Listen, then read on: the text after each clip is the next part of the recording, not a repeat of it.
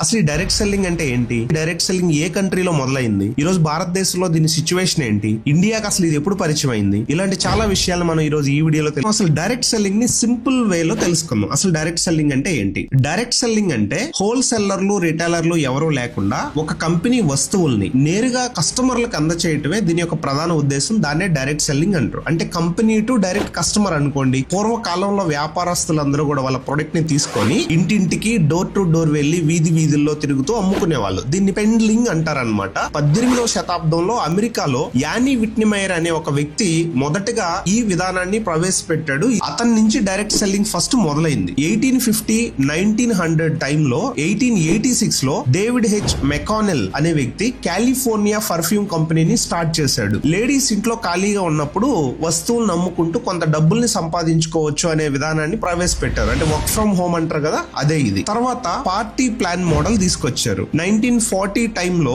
ఒక ఇంట్లో కొంతమంది ఫ్రెండ్స్ చుట్టుపక్కల వాళ్ళని గ్యాదరింగ్ చేసి ఒక టీ పార్టీ లాంటిది పెట్టి వాళ్ళకి బిజినెస్ ప్లాన్ ని అండ్ ఆ ప్రొడక్ట్ డెమోన్స్ట్రేషన్స్ గురించి మాట్లాడి అలా సెల్లింగ్ చేసేవాళ్ళు అనమాట. దీన్ని పార్టీ ప్లాన్ మోడల్ అని అంటారు. తర్వాత వచ్చింది నెట్వర్క్ మార్కెటింగ్ బిజినెస్, MLM అని కూడా అంటారు, మల్టీ లెవెల్ మార్కెటింగ్ అని చెప్పి. ఇది 1945 లో న్యూట్రిలైట్ కంపెనీ ఒక విప్లవాత్మకమైన మార్పు తీసుకొచ్చింది. కేవలం వస్తువులను అమ్మడమే కాకుండా కొత్తగా ఎవరైతే మీ కింద జాయిన్ అవుతారో డిస్ట్రిబ్యూటర్స్, వాళ్ళని చేర్చుకొని వాళ్ళు కొనే ప్రొడక్ట్స్ లేదా వాళ్ళు అమ్మే ప్రొడక్ట్ మీద కూడా కమిషన్ వచ్చేలాగా మల్టీ లెవెల్ మార్కెటింగ్ అనేది స్టార్ట్ అయింది. ఇది 1959 లో యాంవే స్టార్ట్ అయిన తర్వాత వీళ్ళు ఇంకా దీన్ని బాగా డెవలప్ చేసేసారు. ఇక భారతదేశంలో ఎప్పుడు వచ్చింది ఏంటి విషయం అంటే, ఇండియాకి డైరెక్ట్ సెల్లింగ్ 1990s లో వచ్చింది. 1995 1996 టైంలో యాంవే, వరీఫ్లేమ్, టప్పర్వేర్ లాంటి ఇంటర్నేషనల్ డైరెక్ట్ సెల్లింగ్ కంపెనీస్ అడుగుపెట్టి ప్రపంచానికి దీన్ని బాగా పరిచయం చేసి, ఎస్పెషల్ ఇండియాలో అయితే వీళ్ళు బాగా దీని గురించి ఎక్స్ప్లెయిన్ చేసి చాలా మందిని ఇన్వాల్వ్ చేశారు. ఇలా ఈ రోజు ఇండియాలో ఒక పెద్ద ఇండస్ట్రీగా ఇది మారింది. అంతకు ముందు